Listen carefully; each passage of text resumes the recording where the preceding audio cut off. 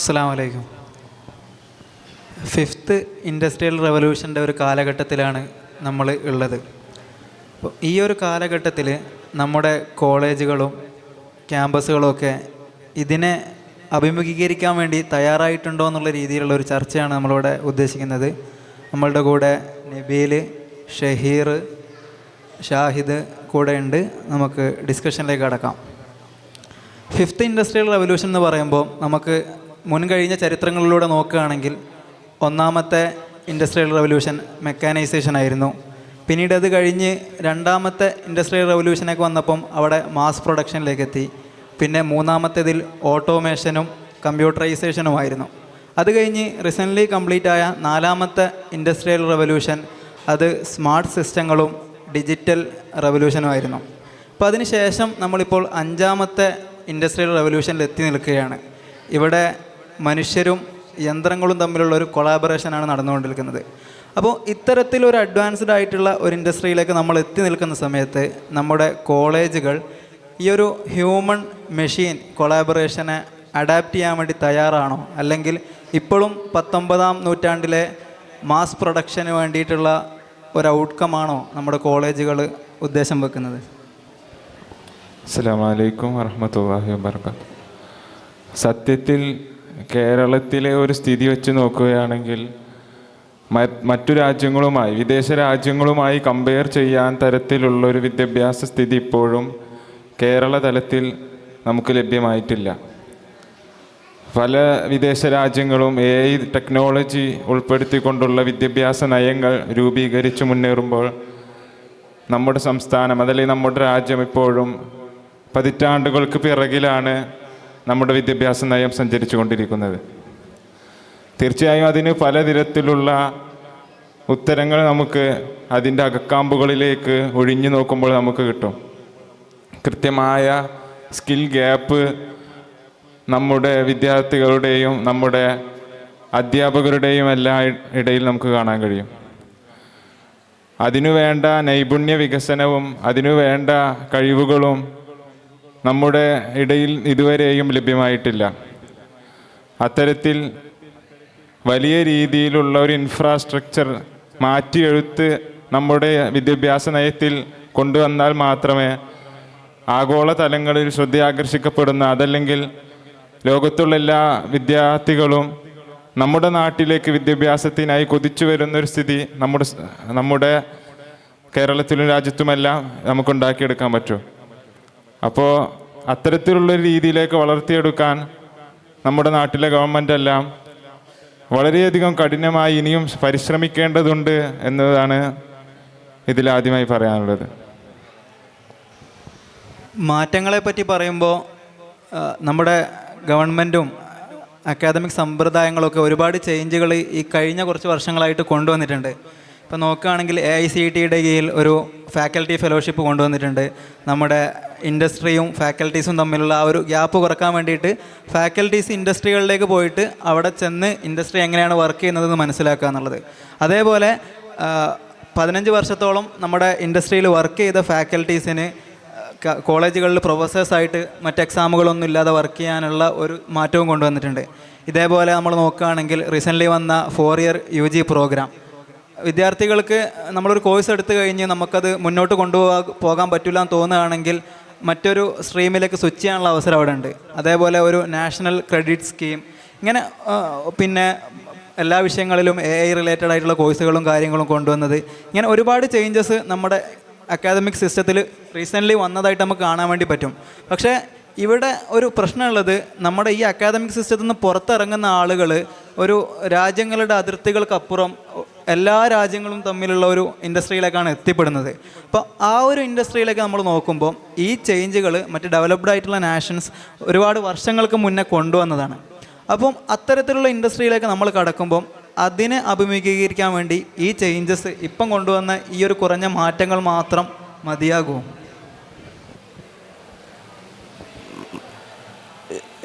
ട്രഡീഷണലായിട്ട് ഒരു follow up ചെയ്യുന്ന ഒരു വിദ്യാഭ്യാസ മേഖലയാണ് നമ്മുടെയൊക്കെ ഉള്ളത്.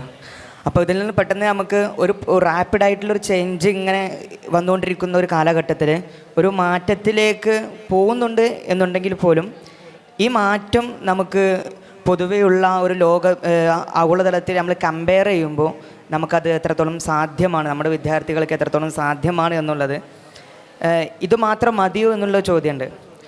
പക്ഷേ നമ്മൾ ചിന്തിക്കേണ്ടതുണ്ട്, നമ്മൾ ഇപ്പം മെല്ലെ എൻ്റർ ചെയ്ത് കടക്കുന്നുള്ളൂ, ആ ഒരു മേഖലയിലേക്ക് നമ്മൾ പതുക്കെ പതുക്കെ ചുവട് വെക്കുന്നുള്ളൂ.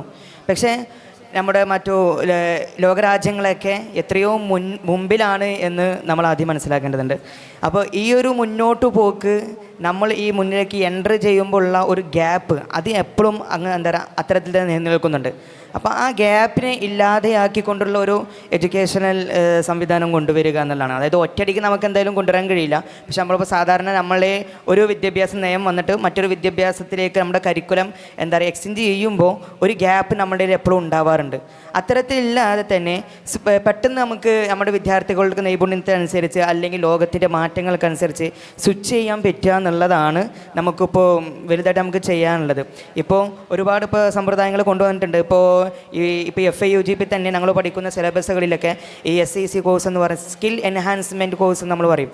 അപ്പോൾ ഈ കോഴ്സുകളൊക്കെ വരുമ്പോൾ തന്നെ ഇത് നമ്മൾ പ്രാക്ടിക്കലായി ചെയ്യേണ്ട കോഴ്സുകളാണ്. പക്ഷേ ഇപ്പോഴും പഠിപ്പിക്കുന്നത് 4 ചുവരുകൾക്കുള്ളിൽ തിയറി ബേസ്ഡ് മാത്രമായിട്ട് പഠിക്കുമ്പോൾ ഒരു പ്രാക്ടിക്കൽ അപ്രോച്ച് ഇല്ലായ്മ, ഒരു പ്രാക്ടിക്കൽ അപ്രോച്ച് ഇല്ലാത്തതിൻ്റെ ഒരു കുറവ് വിദ്യാർത്ഥികൾ നമുക്ക് കാണുന്നുണ്ട്.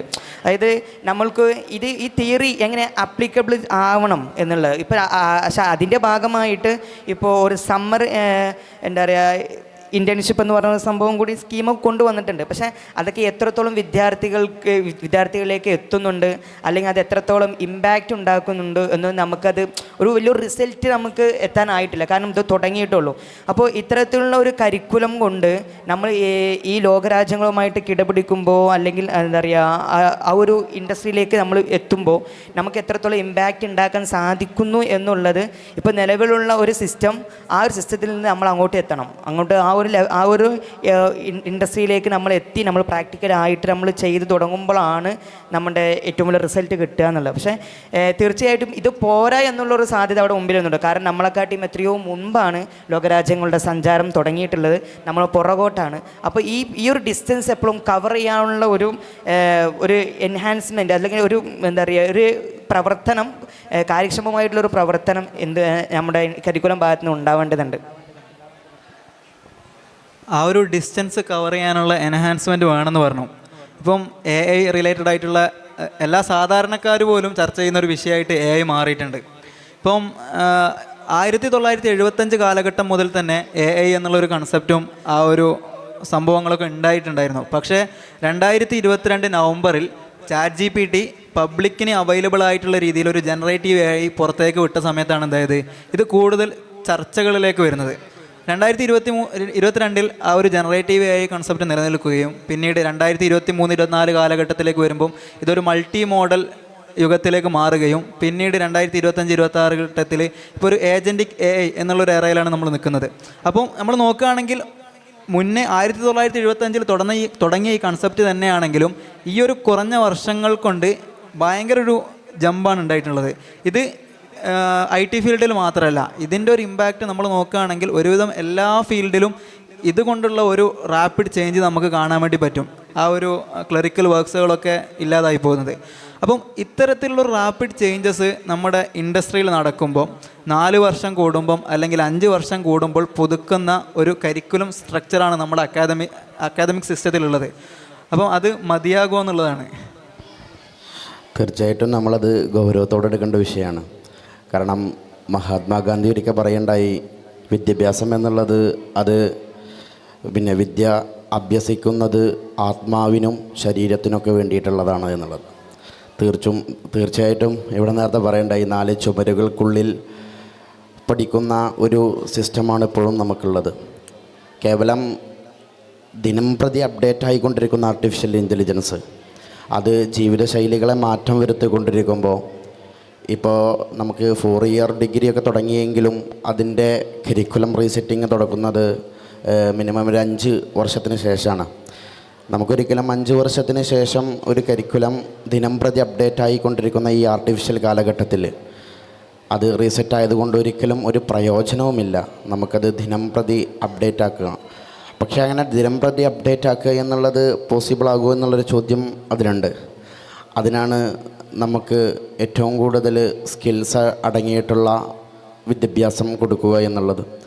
കേവലം ഒരു തിയറിറ്റിക്കലായിട്ട് മാത്രം പഠനത്തെ മുന്നോട്ട് കൊണ്ടുപോവുകയും അത് മുഖാന്തരം നമ്മുടെ നേരത്തെ പറഞ്ഞതുപോലെ കഴിഞ്ഞ ഒരുപാട് ഡിസ്റ്റൻസുകളാണ് ആർട്ടിഫിഷ്യൽ ഇൻ്റലിജൻസ് അല്ലെങ്കിൽ മറ്റു മെഷീൻ ലേണിംഗ് പോലെയുള്ള സബ്ജക്റ്റുകളിൽ മറ്റു രാജ്യങ്ങളുമായിട്ട് നമ്മുടെ രാജ്യം ഉള്ളത്. ആ ഒരു ഡിസ്റ്റൻസ് കവർ ചെയ്യണമെന്നുണ്ടെങ്കിൽ ഇതല്ലാതെ മറ്റൊരു വഴിയില്ല എന്നുള്ളത് തന്നെയാണ്. നമുക്ക് ദിനംപ്രതിയുള്ള അപ്ഡേറ്റ് അല്ലാതെ മറ്റൊരു വഴിയില്ല എന്നുള്ളതാണ്. ദിനംപ്രതിയുള്ള അപ്ഡേറ്റ് എന്ന് പറഞ്ഞാൽ വെറും തിയറിറ്റിക്കലായിട്ടുള്ളത് മാറ്റി നമ്മുടെ കരിക്കുലത്തിലേക്ക് അധ്യാപകർക്ക് കൂടി സ്കിൽസ് ഉതകുന്ന രൂപത്തിലുള്ള ഒരു മെത്തേഡ് നമ്മുടെ കരിക്കുലത്തിൽ ഉപയോഗിക്കണം എന്നുള്ളത് തന്നെയാണ്. അധ്യാപകരെ പറ്റി പറഞ്ഞപ്പോൾ നമ്മൾ അക്കാദമിക് സിസ്റ്റത്തെ പറ്റി ചർച്ച ചെയ്യുമ്പം നമ്മൾ ഒരു കോറായിട്ടുള്ളൊരു പാർട്ടാണ് നമ്മുടെ ടീച്ചർമാരെന്നുള്ളത്. ഈ അടുത്ത് ദ കോൺഷ്യസ് ക്യാമ്പസ് എന്നുള്ളൊരു മാഗസിനിൽ ഒരു ലേഖനം വായിക്കുകയുണ്ടായി. കാലിക്കറ്റ് യൂണിവേഴ്സിറ്റിയിലെ ഒരു പ്രൊഫസറാണ് ലേഖനം എഴുതുന്നത്. അപ്പോൾ അതിൽ പല വിഷയങ്ങളും ചർച്ച ചെയ്യുന്ന കൂട്ടത്തിൽ പറഞ്ഞൊരു സംഭവമാണ് നമ്മുടെ നിലവിലുള്ള സിസ്റ്റത്തിൽ ഒരുപാട് പേപ്പർ വർക്ക്സും അതിൻ്റെ നൂലാമാലകളും ഒരുപാട് ഒപ്പിടലുകളും ഇത്തരത്തിലുള്ള ഒരു സ്ട്രക്ചേർഡ് ആയിട്ടുള്ള പല സംഭവങ്ങളിലും നമ്മുടെ അധ്യാപകർ കുടുങ്ങിയിരിക്കുകയാണ്. അപ്പം അവർക്ക് അത്തരത്തിലുള്ള വർക്ക്സ് കംപ്ലീറ്റ് ചെയ്ത് പിന്നെ കുട്ടികളെ പഠിപ്പിക്കുക എന്നുള്ളത് ആ ഒരു ഭയങ്കര ഹെവി ടാസ്ക് അവിടെ വരുന്നുണ്ട്. അപ്പോൾ ഒരുപാട് പേപ്പർ വർക്ക്സിൽ കുടുങ്ങിക്കിടക്കുന്ന നമ്മുടെ അധ്യാപകർ അവരുടെ ആ ഒരു ഫുൾ പൊട്ടൻഷ്യൽ നമ്മുടെ കുട്ടികളിലേക്ക് കൊടുക്കാൻ വേണ്ടി കഴിയുന്നില്ല എന്നുള്ളതാണ് ആ ഒരു ലേഖനത്തിൽ പറഞ്ഞു വെക്കുന്നത്. അപ്പോൾ ആ ഒരു പോയിൻ്റ് ഓഫ് വ്യൂവിൽ നമ്മൾ നോക്കുകയാണെങ്കിൽ ഇതുവരെ ഉണ്ടായിരുന്ന ഒരു എഡ്യൂക്കേഷൻ സിസ്റ്റം എന്നുള്ളത് ടീച്ചിങ് ആയിരുന്നു. ഒരു ഗ്രൂപ്പ് ഓഫ് കുട്ടികൾക്ക് കാര്യങ്ങൾ പറഞ്ഞു കൊടുക്കുക, പഠിപ്പിച്ചു കൊടുക്കുക എന്നുള്ളത്. പക്ഷേ ആ ഒരു സംഭവത്തിൽ നിന്ന്, കാരണം ഇതുവരെ നമുക്ക് എക്സാംസ് എഴുതുക, PSC പോലുള്ള എക്സാംസ് എഴുതുക, അല്ലെങ്കിൽ ഗവൺമെൻറ് ജോലികളിലേക്ക് എത്തിപ്പെടുക, പല ക്ലറിക്കൽ ജോബുകളിലേക്ക് എത്തിപ്പെടുക എന്നുള്ളതായിരുന്നു. അവിടെ ആ ഒരു ടീച്ചിങ് മതിയായിരുന്നു. പക്ഷേ ഇന്ന് ഇവിടെ ഇൻഡസ്ട്രിയിൽ ഒരു ചേഞ്ച് ഉണ്ടായി. നമുക്ക് ഒരു പുതിയ പ്രോബ്ലം വരുന്ന സമയത്ത് അതിനെ ക്രിയേറ്റീവായിട്ട് അഡ്രസ്സ് ചെയ്യാൻ വേണ്ടി പറ്റണം. അപ്പോൾ അവിടെ ടീച്ചിങ് എന്നുള്ളതിന് പകരം നമ്മൾ ടീച്ചേഴ്സൊക്കെ മെൻറ്റേഴ്സായി മാറേണ്ടതുണ്ട്. അപ്പോൾ നിലവിലുള്ള ഒരു അക്കാദമിക് സിസ്റ്റത്തിൽ നമ്മുടെ ടീച്ചേഴ്സിന് മെൻറ്റേഴ്സ് ആകാൻ വേണ്ടി പറ്റുന്നുണ്ടോ? വലിയൊരു ചോദ്യമാണ്. എന്താ പറയുക, ചോദ്യചിഹ്നമായിട്ട് കിടക്കുന്നൊരു ചോദ്യമാണ്. നിലവിൽ നമ്മളിപ്പോൾ നമ്മുടെ അക്കാദമിക് സാഹചര്യം നമ്മൾ കണക്കാക്കുമ്പോൾ ടീച്ചിങ്ങിന്, അല്ലെങ്കിൽ നമുക്കൊരു വിഷയം പഠിച്ചെടുക്കാൻ ഇപ്പോൾ AI സംവിധാനങ്ങളൊക്കെ ഉള്ളതും കൊണ്ട് നമുക്ക് ടീച്ചിങ്ങിന് എന്തിൻ്റെ ആവശ്യം, നമുക്ക് ഒരു സാധനം പഠിച്ചെടുക്കാൻ നമുക്ക് ടീച്ചർമാരുടെ വലിയ അപ്രോച്ചിൻ്റെ ആവശ്യമില്ല എന്നുള്ള. പക്ഷേ അതിൻ്റെ അപ്പുറത്തേക്ക് ഒരു മനുഷ്യനെ ക്രിയേറ്റീവായിട്ട് തിങ്ക് ചെയ്യാനും, പുറത്ത് എന്ന് പറയുന്നത് വലിയ സാധ്യതകൾ കിടക്കുന്ന സ്ഥലമാണ്. നമ്മുടെ പഠിക്കുന്ന കോഴ്സിൽ തന്നെ ഒരുപാട് സാധ്യതകൾ നിലവിലുള്ളത് കൊണ്ട് കുട്ടികൾക്ക് എപ്പോഴും ആശയക്കുഴപ്പങ്ങളുണ്ട്. അപ്പോൾ ഒരു വിദ്യാർത്ഥിയെ സംബന്ധിച്ചിടത്തോളം അവൻ്റെ സ്കില്ല് മനസ്സിലാക്കിക്കൊണ്ട്, അവനുള്ള നൈപുണ്യം മനസ്സിലാക്കിക്കൊണ്ട് അത് കൃത്യമായിട്ട് മെൻറ്റർ ചെയ്ത് അതിനെ കൃത്യമായിട്ട് അവരുടെ പാത്ത് ഓഫ് വേ അത് കൃത്യമായിട്ട് ഐഡൻറ്റിഫൈ ചെയ്ത് കൊടുക്കാൻ ഒരു മെൻറ്റർ എന്ന നിലക്ക് ടീച്ചർമാർ മാറേണ്ടതുണ്ട്. അല്ലാണ്ട് അവർ ഒരുപാട് പഠിപ്പിക്കുക, അല്ല റാങ്ക് നേടിക്കൊടുക്കുക എന്നതിനപ്പുറം അവർക്ക് സ്വന്തമായിട്ട് അവരുടെ കരിയർ ചൂസ് ചെയ്യാനും, അല്ലെങ്കിൽ അതിനുള്ള സ്വാതന്ത്ര്യത്തോടു കൂടെ തന്നെ ഇത് ഏതാണ് ബെറ്റർ, ഇത് നിൻ്റെ കഴിവിനനുസരിച്ച് ഏതിലേക്കാണ് നീ തിരിയേണ്ടത്, നീ ഏതിലേക്കാണ് ഫോക്കസ് ചെയ്യേണ്ടത്, എങ്ങനെയാണ് ഫോക്കസ് ചെയ്യേണ്ടത്, എത്തരത്തിലാണ് നീ പഠിച്ച് തുടങ്ങേണ്ടത്, നീ എങ്ങനെയാണ് നിൻ്റെ പഠനം മുന്നോട്ട് കൊണ്ടുപോകേണ്ടത് എന്നൊക്കെ തുടങ്ങി ഒരു സിലബസിൽ മാത്രം ഒതുങ്ങാതെ അതിനപ്പുറത്തേക്കുള്ള ഒരു വലിയൊരു സാധ്യതകളിലേക്ക് വിരൽ ചൂണ്ടുന്ന, അല്ലെങ്കിൽ കൃത്യമായിട്ട് ഒരു ലക്ഷ്യത്തിലേക്ക് ചൂണ്ടുന്ന ഒരു അധ്യാപകനാവണം. ഒരു മെൻറ്റർ എന്ന നിലക്ക് ഒരു അധ്യാപകൻ മാറുമ്പോഴാണ് ഈ ഒരു സാഹചര്യത്തിൽ ഒന്നും കൂടി കൃത്യതയോടുകൂടി വിദ്യാർത്ഥികൾ പഠിച്ചെടുക്കാനും, അല്ലെങ്കിൽ ഒന്നും കൃത്യതയോട് തൻ്റെ ലക്ഷ്യങ്ങളിലേക്ക് എത്തിപ്പെടാനും സാധ്യതയുള്ളൂ. അല്ലെങ്കിൽ ഇപ്പോൾ ഒരുപാട് സോഴ്സുകൾ മുമ്പത്തുണ്ട്, അല്ലെങ്കിൽ ഒരുപാട് AI ടൂളുകളുണ്ട്. ഇതിലൊക്കെ നമുക്ക് ഏറ്റവും ലളിതമായിട്ട് പഠിച്ചെടുക്കാൻ സാധിക്കും. നമ്മുടെ സിലബസ് ഏതാണോ ഉള്ളത് ആ സിലബസിന് കൃത്യമായിട്ട് നമുക്ക് എന്ത് ചെയ്യാൻ പറ്റും, ദിവസങ്ങൾ കൊണ്ടോ ആഴ്ചകൾ കൊണ്ടോ മണിക്കൂറുകൾ കൊണ്ടൊക്കെ പഠിച്ചെടുക്കാൻ സാധിക്കും. പക്ഷേ അതിനപ്പുറത്തേക്ക് ഇത് പഠനം കഴിഞ്ഞു കഴിഞ്ഞാൽ എൻ്റെ ടേസ്റ്റിന് ഏതാണ്, എൻ്റെ സ്കില്ലിനെ പറ്റിയത് ഏതാണ് ഞാൻ ചൂസ് ചെയ്യേണ്ടത് എന്നുള്ള ഒരു കൺഫ്യൂഷനിൽ നിന്ന് വിദ്യാർത്ഥിയെ മുക്തമാക്കേണ്ടത് അധ്യാപകൻ്റെ ഉത്തരവാദിത്തമാണ്. അത് അത്തരത്തിൽ തന്നെ കാണേണ്ടതായിട്ടുണ്ട്. അത് പൊതുവെ അന്യം നിന്ന് പോകുന്ന ഒരു സാഹചര്യത്തിൽ കൂടിയാണ് നമ്മൾ ഇന്ന് ജീവിച്ചെടുക്കുന്ന യാഥാർത്ഥ്യമാണ്.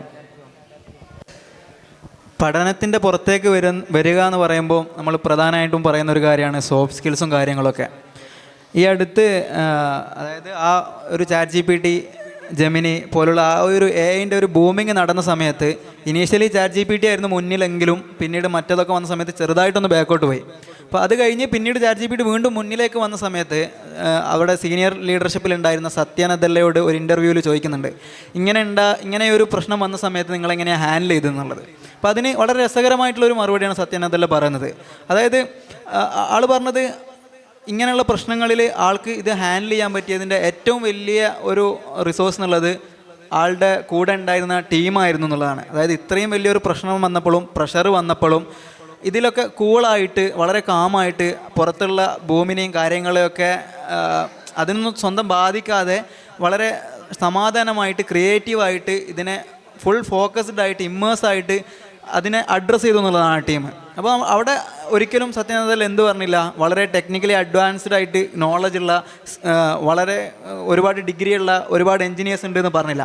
പകരം ഇങ്ങനൊരു പ്രശ്നത്തിനെ വളരെ ക്രിയേറ്റീവായിട്ട് കാമായിട്ട് അഡ്രസ്സ് ചെയ്ത ഒരു ടീമുണ്ട് എന്നാണ് പറഞ്ഞത്. അപ്പം ഇത് നമ്മൾ മനസ്സിലാക്കേണ്ടത് നമ്മൾ ഇൻഡസ്ട്രിയിലേക്ക് എത്തുന്ന സമയത്ത് അല്ലെങ്കിൽ സൊസൈറ്റിയിലേക്ക് എത്തുന്ന സമയത്ത് ഒരിക്കലും നമ്മളെ പാഠപുസ്തകത്തിലുള്ള പോലെ സ്ട്രക്ചേർഡ് ആയിട്ടുള്ള പ്രോബ്ലംസ് ആയിരിക്കില്ല നമ്മോട് വരിക.